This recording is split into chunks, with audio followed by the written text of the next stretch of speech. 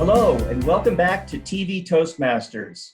I'm your host, Erik Bergman, and today I have a special guest, an adoption professional who brings a compassionate and ethical approach to the very sensitive topic of adoption. Her name is Astrid Castro, and she is the director and founder of Adoption Mosaic in Portland, and she also runs Astrid Castro Consulting. Welcome. Hello, Erik. Thank you so much for having me. It's great that you can be here today. As I've said, you've been on my list of guests that I wanted to have for quite a while, and so it's great that we can have you here today. Thank you. I appreciate that.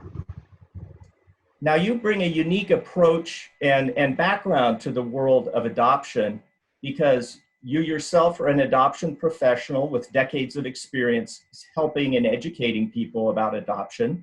You're a person of color, and you were an international adoptee. But when you grew up as a child, you didn't know your whole story. What did you know about where you came from as a child? And how did your parents share that with you? Yes, so when my sister and I were 4.5 and 6 years old when we came to the United States. However, on our paperwork, we were 3 years old. I was 3 and my sister was 4.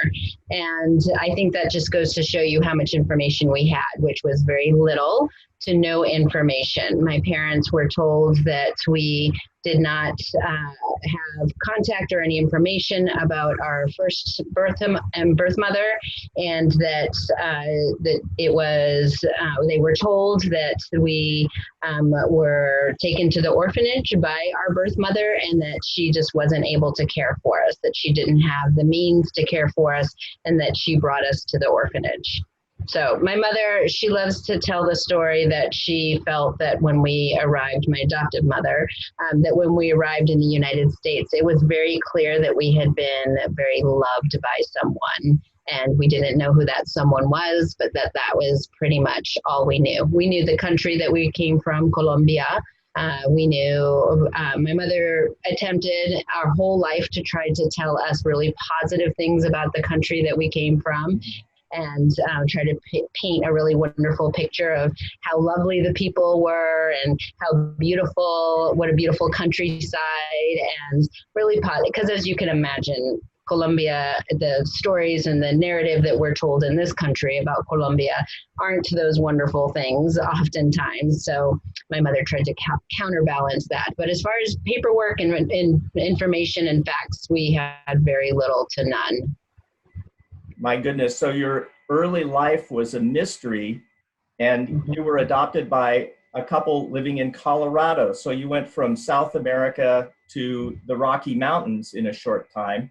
And you told me earlier that it was when you were a young adult that you started sharing your story with other people who were trying to learn about adoption, when you volunteered at various adoption agencies. And you said that was where you found your calling, telling your story, sharing it with people, but there was so much you didn't know. Then you started to search for your birth mother. And can you tell us what happened after that?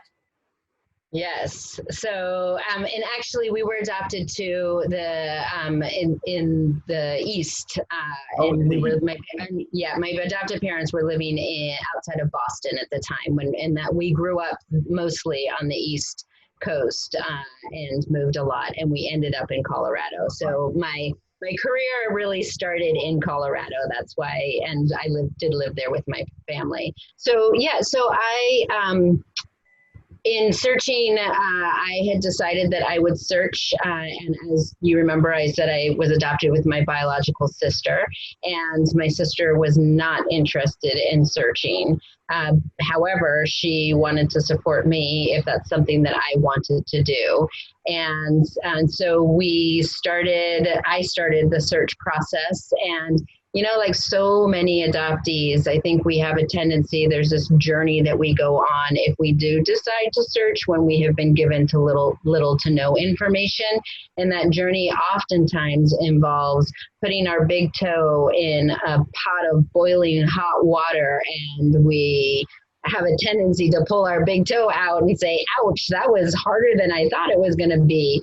And I did that process for about 15 years, where I would do a little bit of Google searching and a little bit of Facebook. Facebook's just had started, and decided that I would just kind of, look around a little bit here and there, maybe call the adoption agency. They were closed. They had closed down. So then I called the orphanage. They didn't have any information, and so forth. So that search process from when I decided that that was something that I wanted to do to when I actually was in reunion and found our first mother, that process took 15 years. So it was quite a long time. 15 years worth, and my goodness, the difficulties trying to search in a different language, in a different country, different culture, all those factors certainly made it less easy than it might have been. Now you did have a successful reunion with your birth mother, and what was it that you learned once you had met her? What was the story behind you being placed for adoption? Yeah. So kind of, what I tell families, especially since the work that I do in adoptions now, it was unfortunately kind of worst case scenario. We had been, in a sense, we had been trafficked. It was child trafficking. And it was black market. We were in the black market adoption industry, and we were a product of that. My mother in Colombia had left us with a trusting friend and a woman that we were renting a house from, or a room from her house. And we were all living in the same room, and our mother had gotten a job in another city, and she had asked this woman to take care of us while she went to the city and started this new job. And granted, in developing countries, it's very different than I think in the culture and the community I was raised in this country, where in the United States, where it was very common to leave your children while you went somewhere else to go get a job and and then you would send money back to the family members that you had left. And so our mother had decided that she was going to go set up shop, find a housing, start this job, save a little bit of money, and then she would send for us. Unfortunately, that is not what happened. She left us with this woman, and this woman immediately took us to an orphanage, and through some exchange of pesos, she sold my sister and I in the black market of adoption. Our mother, it took her 3 weeks to save enough money to get on a bus to come back to Colombia come back to Bucaramanga, the city that we were living in. In those 3 weeks, we had been shipped to put on a bus and sent to another major city, the capital of Colombia, in Bogota, to an orphanage where we were then given passports and sent to the United States within a couple of months. Wow. Yeah. It's just incredible. And I know that around that time, there were so many stories of adoption issues around the world, the plight of Romanian orphans, difficulty of the problems that children in Russian orphanages were, the abundance of girl babies from China. It really was a difficult time for countries knowing what to do with the children they had, and let alone before corruption or trafficking is involved. Now, once you, in reuniting with your mother, you told me there is an upside and a downside. It's a great time to be reunited, but it's not easy, is it? Even once you do find her. Tell us about how that played out for you. Yeah, so I think, I love to tell people, as resourced and knowledgeable as I am in adoptions, when I figured, if someday I find my birth mother, it's going to be a cakewalk. I know what to expect. I know some of the trauma and the pain. I am resourced enough, and I know what I'm getting myself into. No, not the case. Not the case at all. The rug was literally pulled right out from under me. And the things that were unexpected was finding a woman who had lived for 36 years looking for us, had lived in trauma states her entire 36 years of our separation. And I think in combination with that, the language barrier, the expectations that were put upon me as a kind of the expectations of me staying in contact and the expectations of me supporting and being available were more than I expected and more than I could actually handle at that time. I didn't speak Spanish. I speak Italian. My second language is, well, I guess technically it's my third language because Spanish would be my mother tongue, right? My first language. And I spoke that until I was 4.5. And then I learned English, but lost my Spanish. And then I moved to Italy and lived there for a couple years. And so I speak Italian fluently. So not knowing the language and meaning, I like to call this it's kind of like an intimate stranger relationship. Like, here's this woman that I am so intimately a part of, right? I lived in her tummy for 9 months, and she cared for us for 4.5 years. Whereas there's a very intimate relationship. And yet, when I met her 36 years later, after we separated and lost each other, she was a stranger in some ways. So how to navigate that, the complexity of that relationship is much more challenging than one would think. Right. I totally feel for you and for her, the loss that she felt. Well, we've reached about our halfway mark, so we'll take a short break. But Astrid Castro, thank you for being with us. We'll come back to you in just a minute. Stay tuned out there, everybody.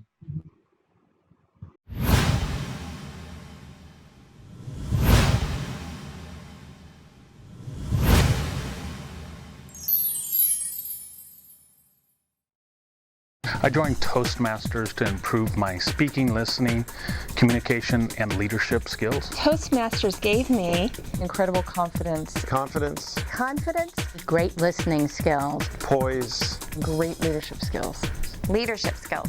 The ability to speak in public. Strength. A captive audience. Quality feedback from the more experienced Toastmasters. Toastmasters really helped me improve my listening skills. Sales skills. opportunities to go to different groups and widen my whole horizon. Toastmasters has given me a more focused me, and I'm a much better listener. Toastmasters is fulfilling. It's a great place to fail your way to success. Wonderful way to meet people. Networking. Strength. It's addictive. It's a club of self-improvement. It's an experience, it's a ride that you won't forget, and you'll enjoy it every step of the way. Toastmasters helped me land a kick-butt job. I sang at one of my table topic speeches, and people liked it and applauded. My business is doing great, and I'm very, very grateful to Toastmasters. It's been a great experience for me. Thank you, Toastmasters. Thank you, Toastmasters. Thank you, Toastmasters, for giving me so much confidence. Thank you, Toastmasters, for everything.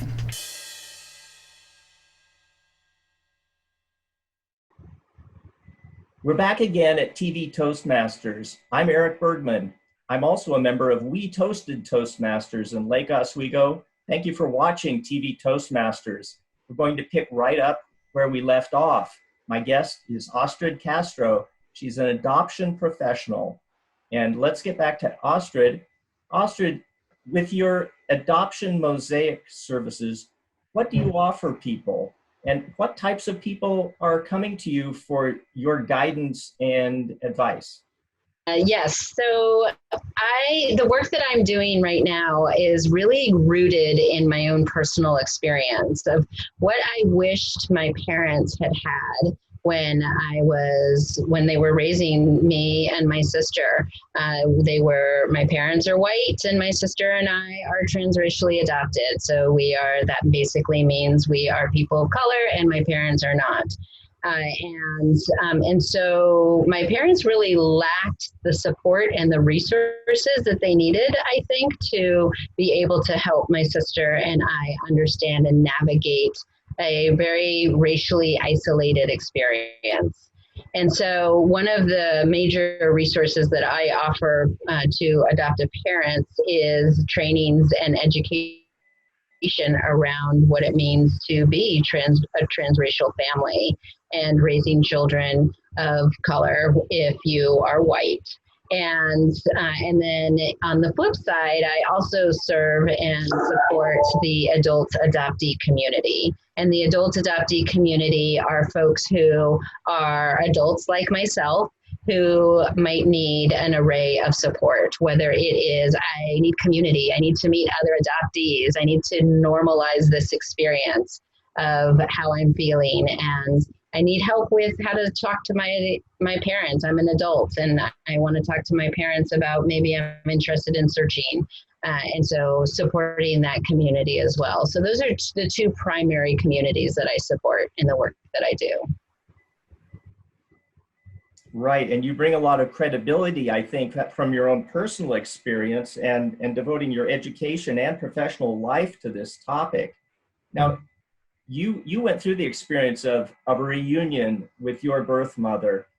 Say an adult adoptee who hasn't been reunited comes to you, what kind of advice do you have for them about the risk and the reward of a search? How do you prepare them for that so that they know whether they want to proceed?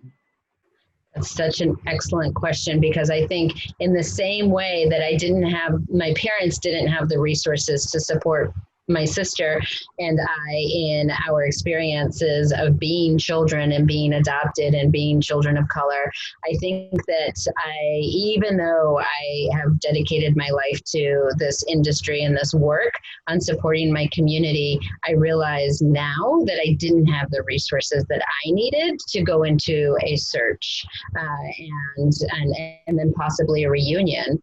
So it's one of those really tricky situations, Eric, because every individual is so different. They're so different in what their needs are. What kind of support do they have? What books have they read? How much do they know about, especially in international adoption? How much do they know about the countries that they were born to? And have they been back? And so there's not one formula and there's not one answer. Anybody who is going to a professional to seek support, and if that professional has the answers on what you should do, then you need to go find another person that will support you, because no one has the answer except that individual. And I think our job as professionals is to help that person find what their best truth is for themselves. And that isn't always doing a search. That's not always being in reunion. Sometimes it means helping you be okay with the decision that you've decided not to.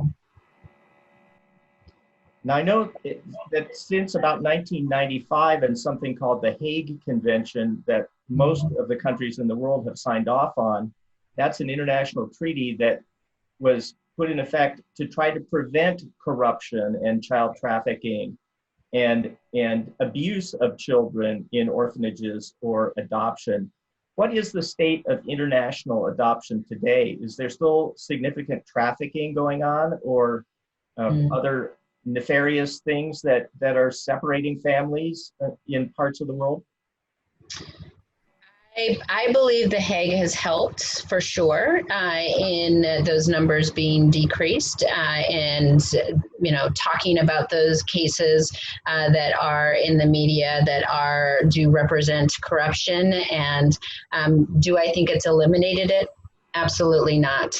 I think that we still have a long ways to go around what ethical international adoptions really look like, and we need to just keep having these conversations and keep talking about it.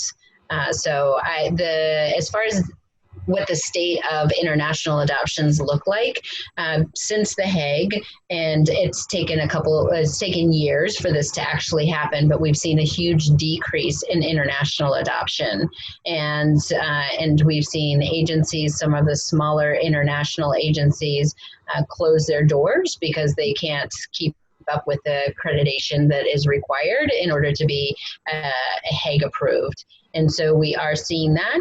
So we're also seeing in-country adoptions in developing countries happen more, which is wonderful. And so all of those factors are taken into consideration as far as what the state of international adoptions look like today. Mm-hmm. Are there some myths about adoptions that you find people are commonly holding? And what do you tell them to get more to the truth of it as you see it? I think, it's interesting because I've been doing this work for so long. I think some of the myths that I've been talking about for so many years are becoming less of those myths. So for example, we used to talk about the clean slate adoption, and clean slate adoption meant you adopt a kid and you love them enough and you care for them enough, they won't ever have an interest in looking for their birth family. Mm-hmm. And the kids who grow up who want to look for their birth family are kids who, that means you didn't do a very good job in raising them if you're an adoptive family. We know that's absolutely ridiculous. We know that it is human nature to want to know where we came from. It is, in fact, it's quite the opposite. Families who embrace the whole child, a child's every part of them, and that includes the part of them that they existed and came from another family, another culture, another existence, that you embracing that and helping them figure that out actually brings adoptees and their adoptive families closer, is what I have seen. And so the myth of we won't talk about it unless our kids bring it up is another one that I'm excited to see that families are starting to realize that those aren't truths, and that's not the case. And I think a big part of that movement, Erik, is coming from the adult adoptee community, those of us who have grown up and in those secrecies or in those myths, those old school myths that are basically saying, no, I have something to say, that's not true. And so that's really changing the lens. The adult adoptee voice is really changing the lens of how we talk about adoptions today. Wow, that's so great. As we come close to the end, can you tell the name of your company again, please, so that we all hear it? And we'll put that on the screen too, so viewers can see it. Wonderful. The organization is called Adoption Mosaic, and the website is adoptionmosaic.com. And we invite everybody who is a member of the adoption constellation, which means you either are directly affected by adoption or you know somebody who is, you're invited to our Mosaic. Great, because certainly it's a wide range of people and cultures and viewpoints, and it's just wonderful. And I'm proud and glad that I joined the adoption community as an adoptive parent of 2 daughters out of the foster care system. But that's probably a question or a topic for another time. Astrid Castro has been my guest. We're reaching the end of our show for today. Thank you, Astrid, for being on TV Toastmasters. It's been great to hear your personal story and hearing about the work you're doing to help families in adoption make the most of their experience. This is Erik Bergman for TV Toastmasters. Join us again next time.